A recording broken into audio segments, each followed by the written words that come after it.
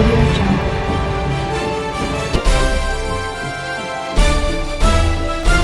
Audio Jungle. Audio Jungle. Audio Jungle.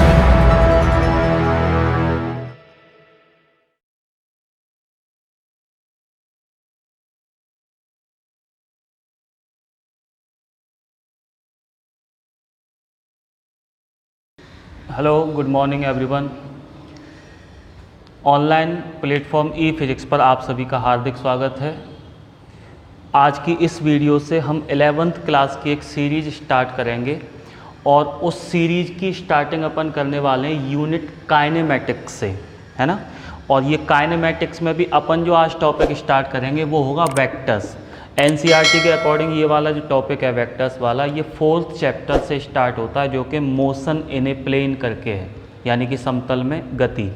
तो अपन vector start करेंगे कि वेक्टर क्या होता है, वेक्टर और स्केलर में क्या डिफरेंस है। वेक्टर यानी कि सदिश राशि, स्केलर यानी कि अदिश राशि। तो सदिश और अदिश राशियों में क्या अंतर होता है, कोई भी वेक्टर को रिप्रेजेंट कैसे करते हैं, निरूपित कैसे करते हैं, वेक्टर की आवश्यकता क्या पड़ी, ठीक है ना। ग्राफिकली वेक्टर को किस तरह से रिप्रेजेंट किया जाता है, कितने टाइप्स के होते हैं वेक्टर, ये सारी बातें आज इस वीडियो में अपन कवर करते हैं।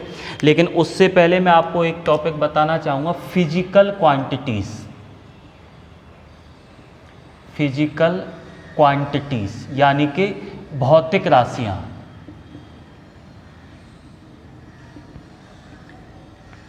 तो भौतिक राशियाँ यानी फिजिकल क्वांटिटीज़ हम किन को कहते हैं, तो वो सब राशियाँ जिनको हम डायरेक्टली या इनडायरेक्टली माप सकते हैं, मेजर कर सकते हैं, उन सब क्वांटिटीज़ को हम फिजिकल क्वांटिटी या भौतिक राशियाँ कहते हैं।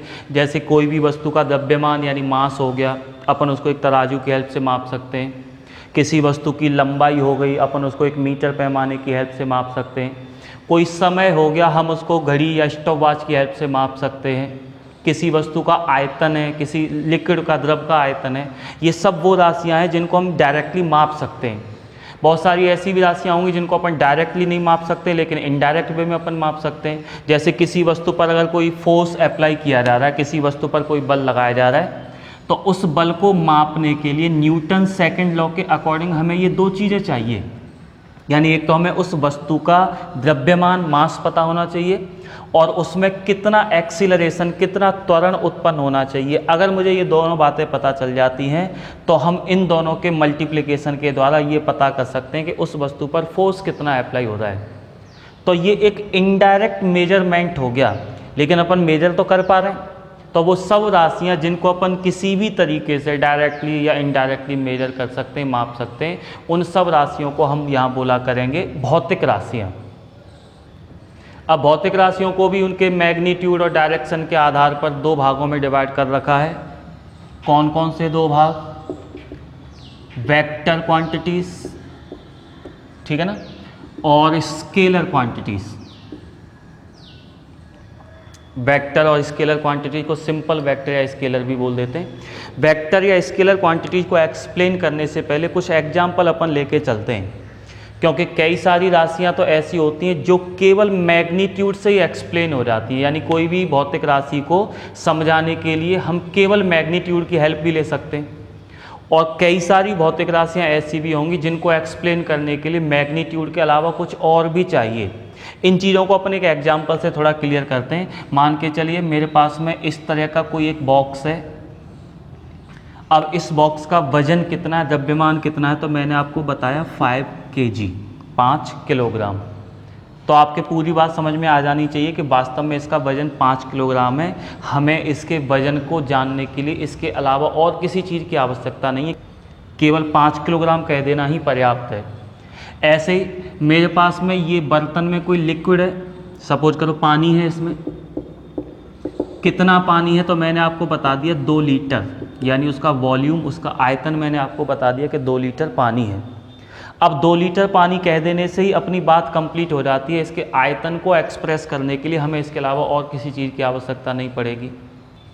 ऐसे ही कोई भी वस्तु का टेम्परेचर आपको बताया गया, मान लो 40 डिग्री सेंटीग्रेड, तब भी आपको समझ में आ जाती है पूरी बात कि वास्तव में वो वस्तु कितनी गर्म है जिसका टेम्परेचर 40 डिग्री सेंटीग्रेड है। ऐसे ही सपोज करो आपको फीवर है, आपको बुखार है 104 डिग्री फ़ारेनहाइट, तो केवल इतना बोल देने से ही हमें समझ में आ जाना चाहिए कि वास्तव में आपकी बॉडी कितनी गर्म है। क्योंकि यहाँ ये जो मैं क्वांटिटीज़ आपको बता रहा हूँ, जैसे हम इसी की बात कर लें कि फ़ीवर 104 डिग्री है, तो इसका मतलब हमें ये समझ जाना चाहिए कि बॉडी का टेम्परेचर है कितना, बॉडी कितनी गर्म या कितनी ठंडी है।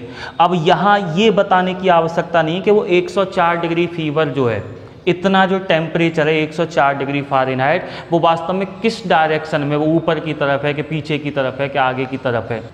यानी कि टेम्परेचर को एक्सप्लेन करने के लिए हमें केवल और केवल मैग्नीट्यूड यानी केवल परिमाण की आवश्यकता है। ऐसे ही द्रव्यमान को भी केवल परिमाण ही बता देता है और कुछ नहीं चाहिए। आयतन को व्यक्त करने के लिए केवल परिमाण चाहिए, परिमाण से मतलब मात्रा। ऐसे ही टेम्परेचर को भी केवल हम परिमाण के द्वारा ही शो कर सकते हैं, इसके अलावा और कोई क्वांटिटी की हेल्प हमें नहीं चाहिए।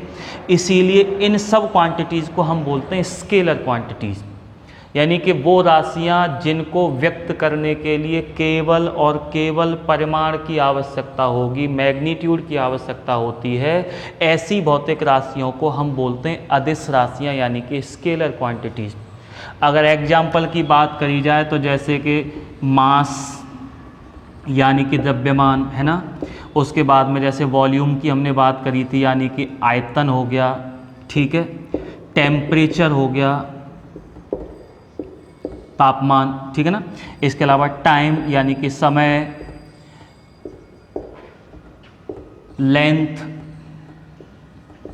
यानी कि लंबाई, एरिया यानी कि क्षेत्रफल, ठीक है ना, प्रेशर यानी कि दाब। इस तरह से बहुत सारी भौतिक राशियां हैं जिनको केवल और केवल परिमाण ही एक्सप्लेन कर देता है, इसके अलावा और किसी क्वांटिटी की हेल्प हमें नहीं चाहिए। इसीलिए इन राशियों को हम बोलते हैं यहाँ पर अदिश राशियाँ यानी कि स्केलर क्वांटिटीज़।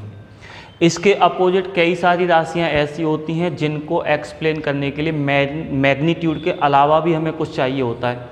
इसको भी अपन एक एग्जांपल से समझ सकते हैं। मान के चलिए आप जिस जगह पर अभी हो वहाँ से आपको दिल्ली पहुँचना है और आपने किसी से पूछा कि दिल्ली यहाँ से कितनी दूर है, सपोज करो उसने आपको बताया 200 किलोमीटर। बस 200 किलोमीटर सुनते ही आपने चलना स्टार्ट कर दिया। आप 200 किलोमीटर चलते चलते जब यहाँ पहुँचे तो यहाँ आसपास भी आपको कहीं दिल्ली दिखाई नहीं दे रही है। तब आपके यहाँ पर कुछ बात समझ में आई है कि कुछ तो मिस कर दिया है। अगर हमें ये जो दूरी है वो सही सही बताई गई है, यानी हमें परिमाण मैग्नीट्यूड तो एकदम सही बताया गया, लेकिन फिर भी हम दिल्ली नहीं पहुँच पाए हैं, इसका मतलब कुछ तो हमने मिस किया है। इसका मतलब हमें जो राशि यहाँ से यहाँ तक आने के लिए चाहिए थी, उस राशि को केवल और केवल मैग्नीट्यूड एक्सप्लेन नहीं कर पा रहा है, परिमाण के अलावा भी हमें कुछ चाहिए ताकि हम एग्जैक्ट लोकेशन पे पहुँचने चाहिए। और वो एग्जैक्ट लोकेशन पर पहुँचाने के लिए परिमाण के अलावा हमें क्या चाहिए, तो हमें चाहिए दिशा यानी कि डायरेक्शन। अगर कोई आपको ये बताता कि 200 किलोमीटर चलना है लेकिन इस डायरेक्शन में चलना है, जो भी direction north south east north east जो भी डायरेक्शन आपको बताई जाती, अगर आप उस निश्चित डायरेक्शन में चलना स्टार्ट करते तो 200 किलोमीटर चलने के बाद अपनी एग्जैक्ट लोकेशन पर यानी कि आप दिल्ली पहुंच जाते। तो इसका मतलब कुछ राशियां ऐसी भी होंगी जिनको सही से एक्सप्लेन करने के लिए या पूर्ण रूप से व्यक्त करने के लिए केवल परिमाण ही जरूरी नहीं है, परिमाण के अलावा दिशा का भी होना आवश्यक है। ऐसी राशियों को हम बोलते हैं वेक्टर क्वांटिटीज़, यानी कि वो भौतिक राशियाँ जिनको पूर्णतः व्यक्त करने के लिए परिमाण के साथ साथ दिशा की भी आवश्यकता होती है, ऐसी भौतिक राशियों को सदिश राशियाँ बोलते हैं। सदिश राशियों के कुछ एग्जाम्पल देख लेते हैं, जैसे कि फोर्स यानी कि बल हो गया, ठीक है ना, डिस्प्लेसमेंट यानी कि विस्थापन हो गया, वेलोसिटी मतलब वेग, इलेक्ट्रिक फील्ड यानी कि विद्युत क्षेत्र, मैग्नेटिक फील्ड यानी कि चुंबकीय क्षेत्र। अब बात ये आती है कि ये जो सदिश राशियां हैं इनको हम सिंबल के रूप में, प्रतीक के रूप में किस तरह से रिप्रेजेंट करेंगे। तो कोई भी सदिश राशि को, कोई भी वेक्टर क्वांटिटी को प्रतीक के रूप में एक्सप्लेन करने के लिए हम क्या करते हैं कि उसके सिंबल के ऊपर एक छोटा सा एरो का साइन लगा देते हैं। जैसे फोर्स का जो सिंबल, जो प्रतीक होता है वो एफ से रिप्रेजेंट करते हैं अपन बल को। और क्योंकि ये एक वेक्टर सदिश राशि है इसीलिए मैं इसके ऊपर एक छोटा सा एरो का साइन लगा दूंगा इस तरह से। ऐसे ही डिस्प्लेसमेंट को अपन डी से रिप्रेजेंट करते हैं, और क्योंकि ये एक सदिश राशि है तो एक छोटा सा तीर का निशान लगा दिया, ठीक है ना। ऐसे इलेक्ट्रिक फील्ड की अगर बात करूँ तो इसको ई से रिप्रेजेंट करते हैं, और क्योंकि ये एक वेक्टर क्वांटिटी है इसीलिए मैंने इसके भी ऊपर एक छोटा सा तीर का निशान लगा दिया। तो जितनी भी मैग्नेटिक फील्ड को अपन बी से रिप्रेजेंट करते हैं, क्योंकि वेक्टर है तो इसके लिए भी आप एक छोटा सा एरो का निशान लगाएंगे। जितनी भी सदिश राशियाँ होती हैं उनको सदिश दिखाने के लिए हम उनके सिंबल के ऊपर एक छोटा सा तीर का निशान लगाते हैं। ये तीर का निशान वास्तव में दिशा नहीं बता रहा कि इनकी दिशा इस तरफ है, ये तीर का निशान केवल इतना बता रहा है कि जिस सिंबल के ऊपर, जिस राशि के सिंबल के ऊपर आपने ये तीर का चिन्ह लगाया है वो राशि वास्तव में एक सदिश राशि है। इसका ये मतलब बिल्कुल नहीं है कि बल की डायरेक्शन ये है, विस्थापन की दिशा ये है, विद्युत क्षेत्र की दिशा ये है, इसका मतलब ये नहीं होता। इसका मतलब केवल ये बताता है कि ये राशि एक सदिश राशि है। तो या तो अपन इस तरह से एक सिंबल के रूप में दिखा सकते हैं कोई भी सदिश राशि को, या मेरे पास दूसरा तरीका ये होता है कि उन्हीं सदिश राशियों के सिंबल को हम डार्क रूप में, मोटे अक्षरों में लिखें। जैसे या तो मैं बल को ऐसे दिखा दूँ सदिश रूप में, या फिर अपन इसको ऐसे दिखा सकते हैं थोड़ा डार्क करके, इसको ऐसे करके, ठीक है ना। कुछ बुक्स में सदिश राशियों को सिंबल के रूप में या तो ऐसे दिखाया जा सकता है या उनको डार्क प्रिंट कर दिया जाता है। ऐसे डिस्प्लेसमेंट को या तो डी वेक्टर लिख सकते हैं या फिर इसको थोड़े मोटे अक्षरों में छाप सकते हैं, लिख सकते हैं कुछ इस तरह से। लेकिन ये ज़्यादा कन्वीनियंट, ये ज़्यादा सुविधाजनक होते हैं। अपन सिंपल सा एक सिंबल बनाएंगे और उस सिंबल के ऊपर अपन एक छोटा सा वेक्टर लगा देते हैं। वो वेक्टर हमें बता देता है कि वास्तव में ये जो राशि अपन यूज कर रहे हैं ये एक वेक्टर क्वांटिटी है। तो ये सारी बातें तो अभी इसकी हुई हैं कि हम सिंबल के रूप में कोई भी वेक्टर क्वांटिटी को किस तरह से रिप्रेजेंट करते हैं। तो एक बार फिर से बात कर लेते हैं कि वेक्टर और स्केलर में क्या डिफरेंस हो गया। स्केलर तो वो राशियाँ होती हैं जिनके पास केवल और केवल परिमाण होता है, और जिनके पास परिमाण के साथ साथ डायरेक्शन भी होती है, उन राशियों को हम बोलते हैं यहाँ पे सदिश राशि यानी कि वेक्टर क्वांटिटी। यहाँ पर नोट करने लायक एक बात ये और है कि किसी भी राशि के पास में अगर परिमाण और दिशा यानी मैग्नीट्यूड और डायरेक्शन दोनों हैं तो इसका ये मतलब नहीं हो जाता कि वो राशि आवश्यक रूप से एक सदिश राशि होगी। कई बार ऐसा भी होता है, कुछ राशियां ऐसी भी होती हैं जिनके पास परिमाण भी होता है, दिशा भी होती है, लेकिन फिर भी वो राशि जो है वो सदिश राशि नहीं है। इसका सबसे अच्छा उदाहरण जो है वो है विद्युत धारा। विद्युत धारा के पास दिशा भी होती है। हम कहते हैं कि विद्युत धारा इस पॉइंट से इस पॉइंट की तरफ जा रही है, तार में विद्युत धारा इधर से इधर प्रवाहित हो रही है, तो दिशा भी होती है। और साथ ही साथ उसके पास में परिमाण भी होता है कि ये जो विद्युत धारा है वो 5 एम्पीयर प्रवाहित हो रही है कि 4 एम्पीयर प्रवाहित हो रही है, लेकिन फिर भी विद्युत धारा जो है वो एक अदिश राशि है। तो अदिश राशियों के एग्जाम्पल में हम करंट भी लिख सकते हैं यानी कि विद्युत धारा। तो विद्युत धारा जो है वो अदिश राशि क्यों है? इसके पास परिमाण भी है, इसके पास दिशा भी है, लेकिन फिर भी अदिश राशि क्यों है? क्योंकि ये सदिश योग के नियमों का पालन नहीं करती। आगे एक टॉपिक में हम पढ़ेंगे सदिश योग के कुछ नियम होते हैं, त्रिभुज नियम, चतुर्भुज नियम, ठीक है ना। तो ये जो विद्युत धारा है वो उन नियमों का पालन नहीं करती। तो कोई भी राशि केवल परिमाण और दिशा हो जाने से ही सदिश राशि नहीं बन जाती है, उसको साथ ही साथ सदिश योग के जो नियम बनाए गए हैं उन नियमों का भी पालन करना चाहिए।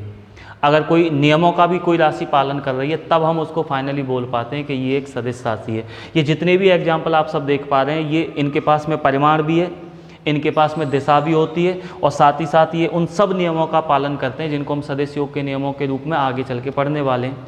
लेकिन विद्युत धारा के पास परिमाण और दिशा होते हुए भी ये सदिश राशि नहीं है। क्यों नहीं है? क्योंकि ये सदिश योग के नियमों का पालन नहीं करती है। तो फाइनली ये तो हमने बात अभी तक ये कर रखी थी कि कोई भी वेक्टर क्वांटिटी को सिंबल के रूप में किस तरह से रिप्रेजेंट करते हैं। अब जरा हम ये देख रहे हैं कि कोई भी वेक्टर क्वांटिटी को और ग्राफीय रूप में किस तरह से व्यक्त किया जा सकता है, यानी ग्राफिकली हम किसी भी वेक्टर को किस तरह से रिप्रेजेंट कर सकते हैं। ग्राफिकल रिप्रेजेंटेशन ऑफ वेक्टर्स यानी कि सदिशों का ग्राफीय निरूपण। तो कोई भी सदिश राशि को ग्राफ में हमेशा एक इस तरह के एरो यानी कि तीर के द्वारा दिखाया जाता है। जैसे कि कोई भी सदिश राशि के पास में मुख्य रूप से दो चीज़ें होती हैं, एक तो उसका परिमाण और एक उसकी दिशा। ऐसे ही अगर हम इस तरह का एक तीर लेके चल रहे हैं तो इस तीर के पास भी दो ही चीज़ें हैं, एक तो इसका ये जो नोक है जिसको अपन हेड बोलते हैं, हेड, और हेड को छोड़ के बाकी का जो पूरा हिस्सा है इसको अपन नॉर्मली टेल बोल देते हैं, यानी कि इसकी पूंछ हो गई है। अब ये जो हेड होता है किसी भी एरो या तीर का, ये उस सदिश राशि की दिशा को व्यक्त करता है और बाकी की जो टेल है वो सदिश राशि के परिमाण को व्यक्त करती है। यानी सदिश का परिमाण जितना ज़्यादा होगा हम टेल की लंबाई उतनी ज़्यादा रखेंगे, ठीक है ना। जितना छोटा परिमाण होगा किसी भी सदिश राशि का हम टेल की लंबाई भी उतनी कम रखेंगे। हेड यहाँ पर दिशा को व्यक्त कर रहा होता है। कोई सदिश है जैसे कि मान लो वो उत्तर दिशा में काम कर रहा है तो हम नोक जो बनाएंगे तीर की वो भी उत्तर दिशा में बनाएंगे। कोई सदिश है अगर पूरब दिशा में काम कर रहा है तो हम इस तीर को भी पूरब दिशा में, यानी नोक जो है उस तीर की वो पूरब दिशा में रखेंगे। तो इस तरह से हेड यानी कि नोक जो है वो सदिश राशि की दिशा को व्यक्त करेगा और टेल जो है वो उसके परिमाण को व्यक्त करेगी। सपोज करो जैसे किसी वस्तु पर 10 न्यूटन का बल लगाया जा रहा है, ठीक है ना। 10 न्यूटन का इस पर हम बल लगा रहे हैं। किस डायरेक्शन में लगा रहे हैं, तो डायरेक्शन अपन मान लेते हैं जैसे हम इस पर लगा रहे हैं उत्तर दिशा में। अगर उत्तर दिशा को मैं यहाँ फिगर के रूप में दिखाना चाहूँ तो जैसे ये नॉर्थ, ये साउथ, ठीक है ना, ये ईस्ट हो गया इधर और इधर वेस्ट। अब उस 10 न्यूटन बल को मैं यहाँ ग्राफ में शो करना चाहता हूँ तो मुझे क्या करना है, 10 न्यूटन बल क्योंकि सदिश राशि है उसको ग्राफ में दिखाने के लिए हमें एक तीर लेना है। अब उस तीर की नोक यानी कि हेड किधर रखना है, जिधर बल की दिशा है। ये बल आपको बताया गया कि 10 न्यूटन का बल इस वस्तु पर उत्तर दिशा में लगाया गया है, ठीक है। और टेल की लंबाई कितनी रखनी है, यानी कि उसकी पूंछ की जो लंबाई होगी वो कितनी रखनी है, तो उतनी रखनी है जो 10 न्यूटन बल को शो कर ले। अब इसके लिए हमें अपनी तरफ से एक स्केल लेना है। जैसे सपोज करो मैं ग्राफ में 1 सेंटीमीटर मान लेता हूँ 2 न्यूटन के बराबर, यानी 2 न्यूटन बल को अपन 1 सेंटीमीटर लंबाई से शो करेंगे। तो 10 न्यूटन बल को शो करने के लिए हमें जो लंबाई लेनी पड़ेगी वो 5 सेंटीमीटर लंबाई लेनी पड़ेगी, ठीक है। अब इस ग्राफ में हमें करना क्या है, एक तीर बनाना है जिसकी नोक किधर होनी चाहिए, उत्तर दिशा में, क्योंकि बल उत्तर दिशा में लग रहा था। और उसकी लंबाई कितनी होनी चाहिए, तो जैसे कि मैंने अपनी तरफ से एक स्केल माना है कि 1 सेंटीमीटर लंबाई 2 न्यूटन बल को शो करती है, तो 10 न्यूटन बल के लिए हमें जो तीर लेना है उसकी लंबाई रखनी पड़ेगी 5 सेंटीमीटर। तो हमें यहाँ 5 सेंटीमीटर लंबाई का एक एरो, एक तीर बनाना है और डायरेक्शन उसकी किधर होनी चाहिए, नॉर्थ डायरेक्शन में, उत्तर दिशा में। तो या तो मैं तीर उसको यहाँ बना दूँ, जैसे यहाँ से मापना शुरू किया, मान लो 5 सेंटीमीटर लंबाई यहाँ तक है, तो ये एक तीर बना लिया हमने इस तरह से, ठीक है ना। तो ये जो तीर हमने बनाया है ये वास्तव में यहाँ 10 न्यूटन बल को शो कर रहा है। अच्छा, एक चीज़ और ध्यान रखनी है कि कोई भी सदिश को जो हमने वेक्टर के फॉर्म में, तीर के रूप में जो ग्राफ में हमने जो सदिश दिखा रखा है, इस सदिश को हम बिना इसकी दिशा और लंबाई में परिवर्तन किए एक स्थान से दूसरे स्थान पर रिप्लेस कर सकते हैं। यानी मैंने आपको यहाँ जो तीर दिखाया है, इस तीर को मैं ऐसे के ऐसे उठा के यहाँ भी दिखा सकता हूँ। बस शर्त ये होगी कि ना तो लंबाई बदलनी चाहिए तीर की, क्योंकि लंबाई बदलने का मतलब है परिमाण चेंज हो जाएगा, और ना ही नोक की दिशा बदलनी चाहिए। पहले नोक जिस डायरेक्शन में थी अभी भी नोक उसी डायरेक्शन में रहनी चाहिए, क्योंकि नोक की डायरेक्शन चेंज हो जाएगी तो उस सदिश राशि की ही दिशा बदल जाएगी। तो या तो मैं तीर को यहाँ दिखा दूँ या इसको ऐसे के ऐसे उठा के यहाँ रख दें बिना किसी भी डायरेक्शन में झुकाए। यानी ना तो झुकाव में कोई परिवर्तन होना चाहिए, ना लंबाई में कोई परिवर्तन होना चाहिए। इस शर्त का पालन करते हुए किसी भी वेक्टर को ग्राफ में हम एक स्थान से दूसरे स्थान पर ले जा सकते हैं। जैसे मान लो ये कोई ग्राफ है इस तरह से, और इस ग्राफ में ये कोई वेक्टर हमने दिखाया हुआ है, ठीक है ना। चाहे वो बल का वेक्टर हो, चाहे वो बल हो, चाहे वो वेलोसिटी यानी वेग हो, या कोई भी सदिश राशि हो सकती है। मैंने उसका ग्राफी रूप में आपको दिखा रखा है इस तरह से, ठीक है ना। इसकी लंबाई क्या शो कर रही होगी, उस सदिश राशि के परिमाण को शो कर रही होगी। इसकी नोक बता रही है कि वास्तव में डायरेक्शन कितनी है। अब ये डायरेक्शन उत्तर दक्षिण दिशाओं के रूप में इस तरह से भी दी जा सकती है, या हम निर्देश तंत्र फ्रेम ऑफ रेफरेंस के अकॉर्डिंग लेके चलें तो हम इनको एक्स एक्सिस और वाई एक्सिस या फिर जेड एक्सिस के रूप में भी दे सकते हैं। मतलब हम ऐसा भी बोल सकते हैं कि वस्तु पर जो बल आरोपित हो रहा है वो एक्स दिशा में हो रहा है, या फिर वाई दिशा में हो रहा है, या फिर जेड डायरेक्शन में हो रहा है, या एक्स और वाई के बीच में हो रहा है, या एक्स डायरेक्शन से इतने एंगल पे हो रहा है, या वाई डायरेक्शन से 45 डिग्री के एंगल पे हो रहा है। ऐसे करके भी दिशाएं हमें बताई जा सकती हैं। तो जैसे भी हमें दिशा बताई जा रही है उस डायरेक्शन में हमने एक वेक्टर बना रखा है, उसकी नोक किधर रखनी है, जिस डायरेक्शन में वो दे रखी है सदिश राशि, और लंबाई कितनी रखनी है, जितना उस सदिश राशि का परिमाण है। तो हम इस वेक्टर को यहाँ से उठा के क्या ऐसे करके रख सकते हैं? अगर मैं उतनी ही लंबाई का, जितनी लंबाई इस वेक्टर की थी, क्या मैं उसको उठा के यहाँ से यहाँ रख सकता हूँ? तो वास्तव में ऐसे तो नहीं रख सकता। बेशक लंबाई में परिवर्तन नहीं किया, यानी कि परिमाण तो अभी भी उतना ही रखा है, लेकिन दिशा तो बदल गई ना, जैसे आपने झुकाव में चेंज किया। हाँ, वो अलग बात है कि इस वेक्टर को मैं यहाँ से उठा के ऐसे रख सकता हूँ, क्योंकि यहाँ ना तो दिशा बदली है, वही डायरेक्शन है सेम, क्योंकि दोनों एक दूसरे के समांतर हैं, और ना ही परिमाण बदला है। तो कोई भी वेक्टर को ग्राफीय रूप में हम एक स्थान से दूसरे स्थान पर रिप्लेस कर सकते हैं। शर्त ये रहेगी कि ना तो उसकी लंबाई में कोई चेंज करेंगे और ना उसकी डायरेक्शन में, यानी नोक के झुकाव में कोई चेंज करेंगे। इन शर्तों का पालन करते हुए किसी भी वेक्टर को हम एक पॉइंट से दूसरे पॉइंट पर रिप्लेस कर सकते हैं। नेचर के बेस पर वास्तव में सदिशों को दो पार्ट्स में डिवाइड किया गया है।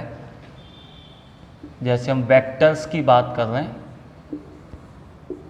एक पार्ट है पोलर वेक्टर, पोलर वेक्टर यानी कि ध्रुवीय सदिश, और दूसरा भाग इसका जो है वो है एक्सियल वेक्टर,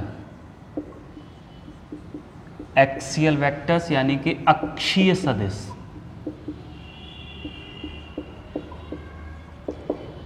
एक बार इनको समझ लेते हैं कि पोलर वेक्टर का क्या मतलब होता है और अक्षीय सदिश एक्सियल वेक्टर का क्या मतलब होता है।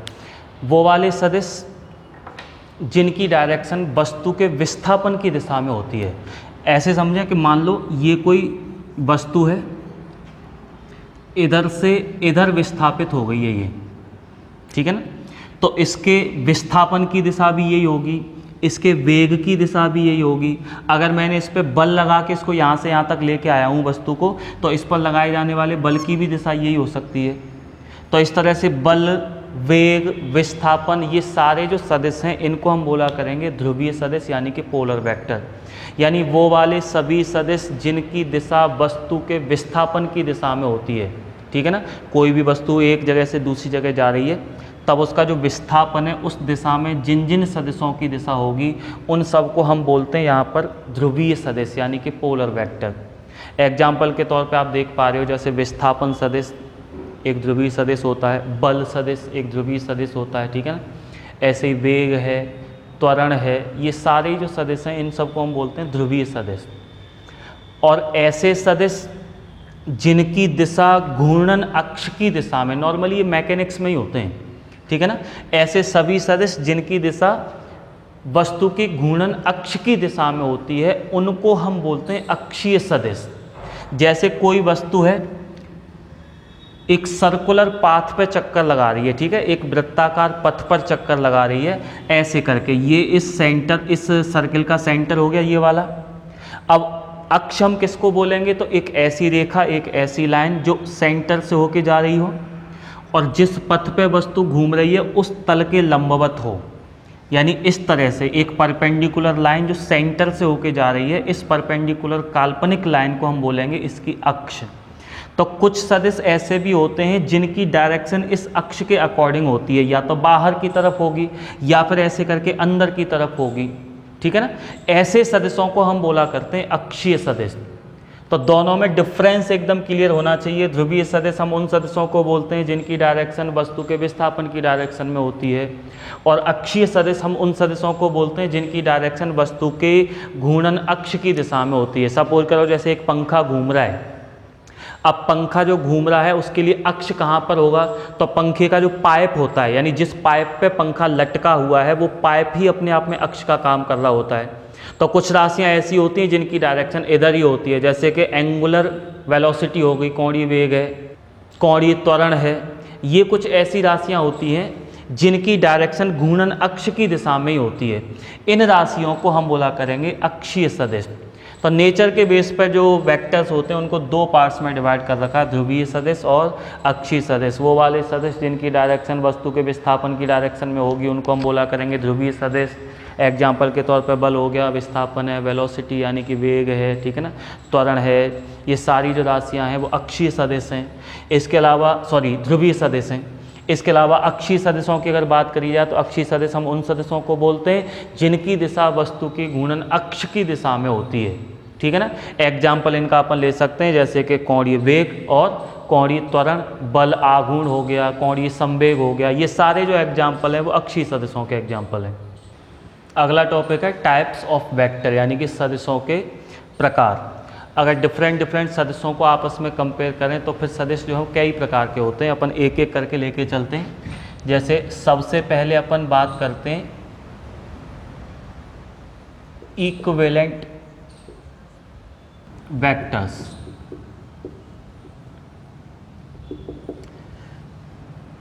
इक्विवेलेंट वेक्टर से अपना मतलब है कि ऐसे वेक्टर जो हर तरीके से एक दूसरे के इक्वल हो, हर तरीके से एक दूसरे के समान हो, यानी उनकी डायरेक्शन भी सेम होनी चाहिए, उनका मैग्नीट्यूड भी अगर सेम है तो ऐसे वेक्टर्स को अपन बोलते हैं इक्विवेलेंट वेक्टर्स। अगर ग्राफी रूप से मैं आपको दिखाना चाहूँ तो जैसे ये एक वेक्टर है, सपोज करिए ए वेक्टर, ठीक है ना, कोई भी क्वांटिटी है एक्स वाई जेड, मैं उसको ए से रिप्रेजेंट कर रहा हूँ और क्योंकि वो वेक्टर क्वांटिटी है इसलिए इसके ऊपर एक छोटा सा एरो का साइन लगाएंगे।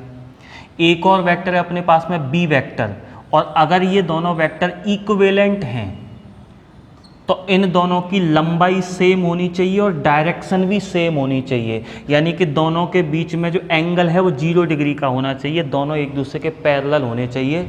ऐसे दोनों वेक्टर को, ये बी वेक्टर है ना, ऐसे दोनों वेक्टर्स को अपन बोला करेंगे समान सदिश यानी कि इक्विवेलेंट वेक्टर। अच्छा, इसके बाद में सेकंड अनइक्वल वेक्टर्स। नाम से ही क्लियर हो जाता है, अनइक्वल वेक्टर यानी कि असमान सदिश। अब असमान सदिश किनको बोलेंगे, तो कोई भी ऐसे सदिश जिनका या तो परिमाण समान ना हो, यानी जिनका या तो मैग्नीट्यूड सेम ना हो, या डायरेक्शन सेम ना हो, या फिर दोनों ही अलग अलग हों। जैसे कुछ एग्जाम्पल्स मैं आपको दिखाऊं यहाँ पर ग्राफी रूप में, कि मान लो जैसे ये दो वेक्टर्स हैं, ये वाले दोनों वेक्टर्स, ठीक है ना, ए और बी, ये असमान सदिश हैं यानी कि ये अनइक्वल सदिश हैं। क्यों? क्योंकि दोनों की डायरेक्शन सेम है लेकिन मैग्नीट्यूड, परिमाण सेम नहीं है, इसका परिमाण इतना और इसका परिमाण इतना है, तो ये असमान सदिश हो गए। इसके अलावा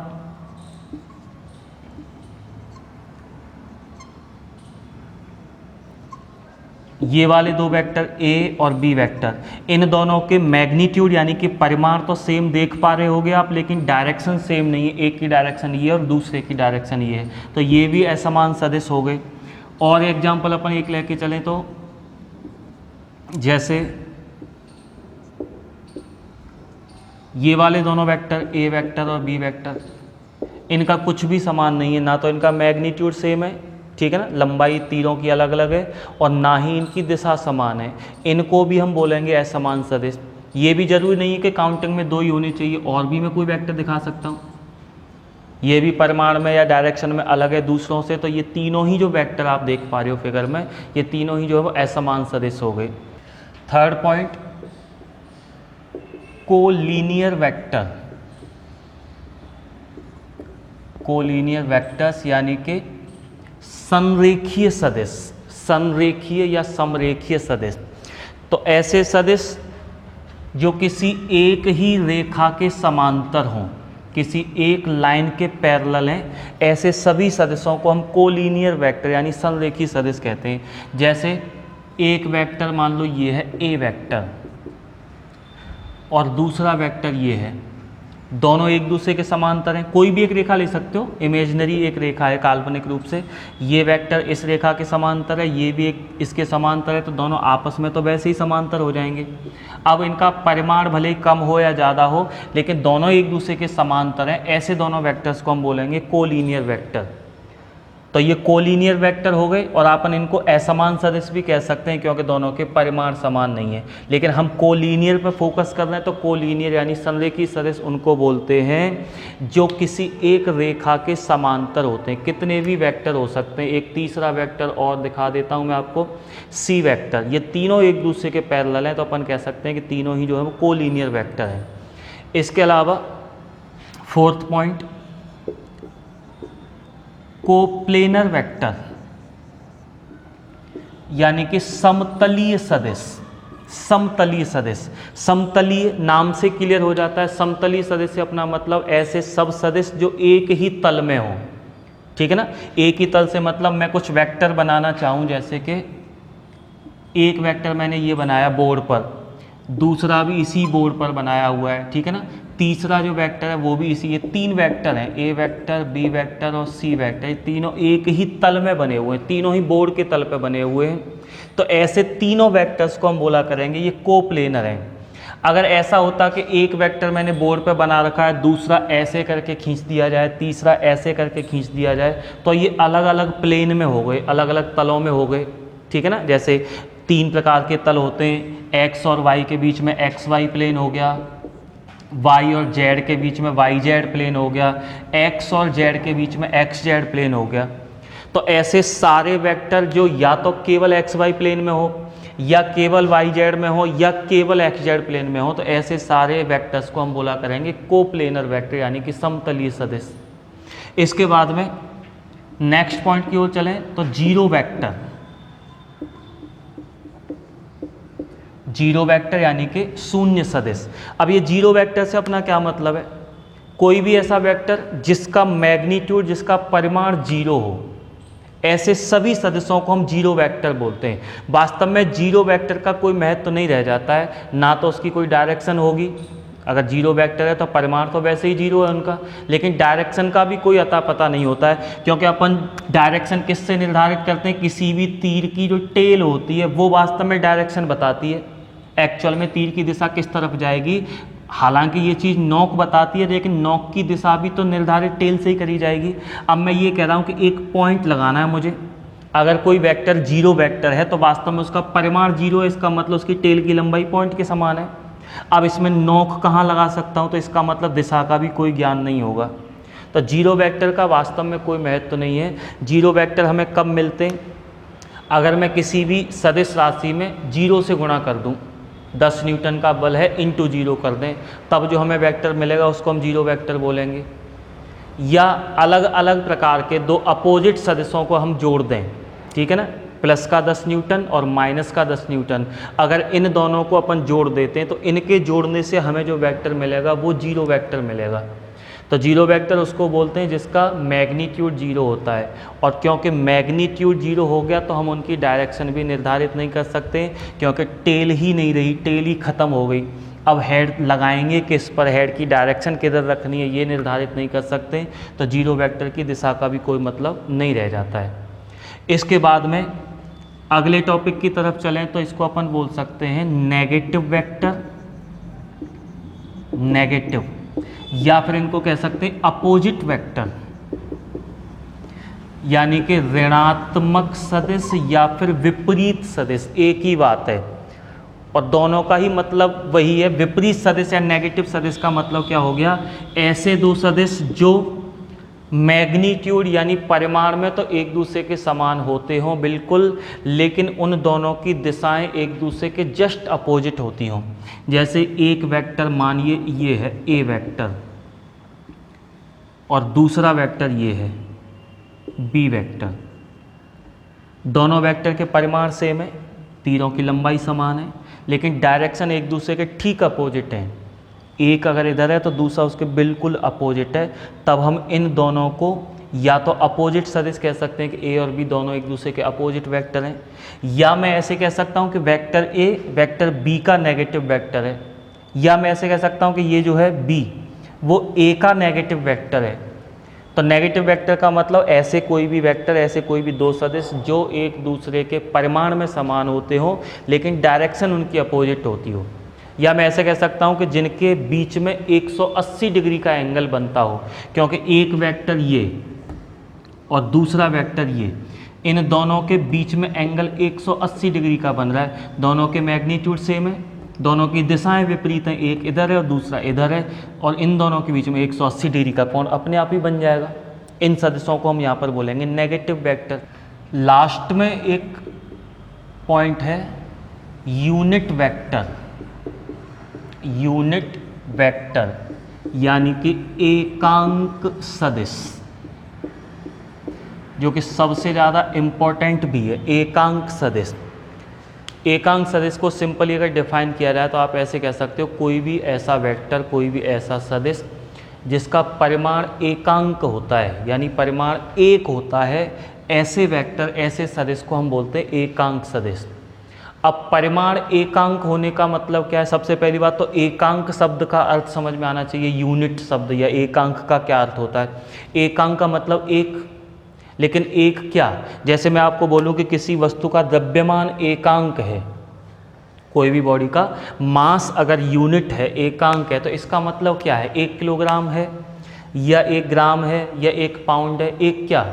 तो ये डिपेंड करता है कि हम कौन सा सिस्टम यूज कर रहे हैं, कौन सी पद्धति का प्रयोग कर रहे हैं। अपन MKS पद्धति में बात कर रहे हैं, अपन CGS पद्धति में बात कर रहे हैं, या अपन FPS पद्धति में बात कर रहे हैं, उसके आधार पर अपन डिसाइड करेंगे कि एकांक का मतलब क्या हो गया। एकांक द्रव्यमान का MKS पद्धति में मतलब हो गया 1 किलोग्राम, CGS पद्धति में एकांक द्रव्यमान का मतलब हो गया 1 ग्राम। ऐसे ही FPS पद्धति में अगर बात करी जाए तो वहाँ एकांक द्रव्यमान का मतलब होगा 1 पाउंड। तो एकांक का मतलब एक होता है, लेकिन पीछे यूनिट क्या आएगी, मात्रक क्या आएगा, वो डिपेंड करता है कि आप कौन सी पद्धति में ये सारी बातें लेके चल रहे हो। अपन MKS पद्धति को अगर नॉर्मली यूज करते हैं तो एकांक का मतलब वहाँ पर 1 किलोग्राम द्रव्यमान, एकांक समय का मतलब 1 सेकंड, एकांक लंबाई का मतलब 1 मीटर, एक MKS पद्धति में। CGS पद्धति में एकांक लंबाई का मतलब होगा 1 सेंटीमीटर।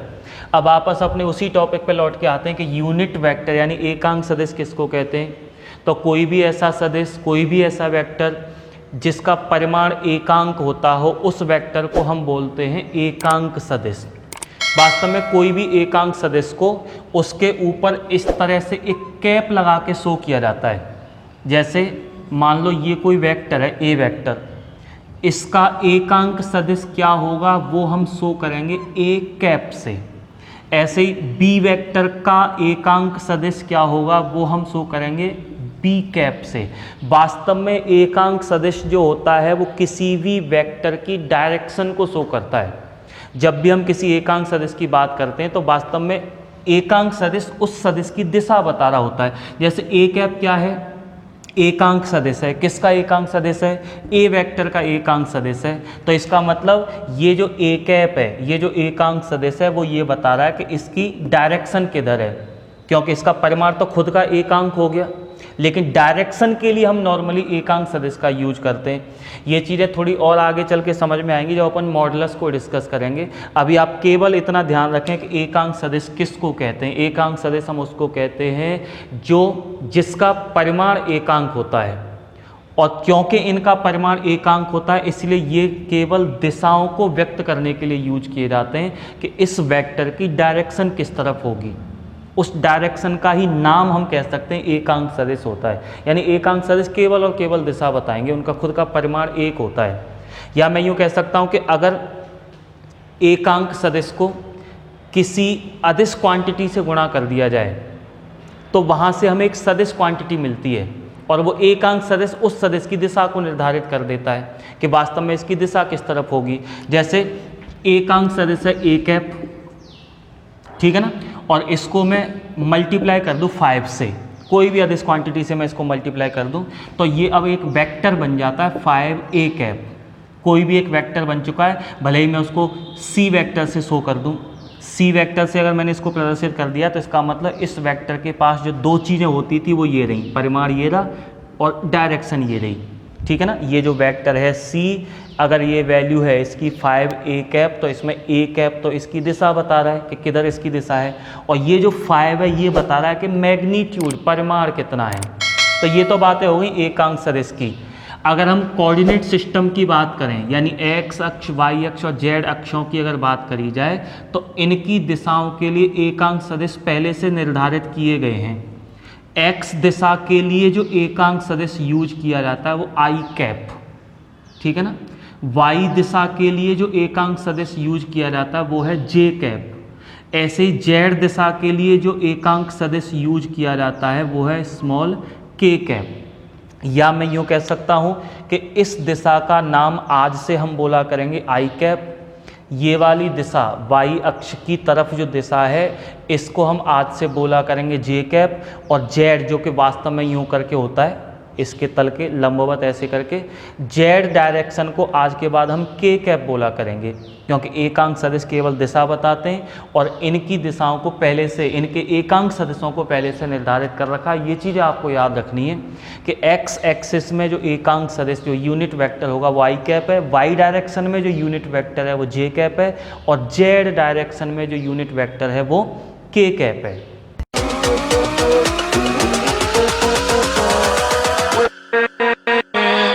with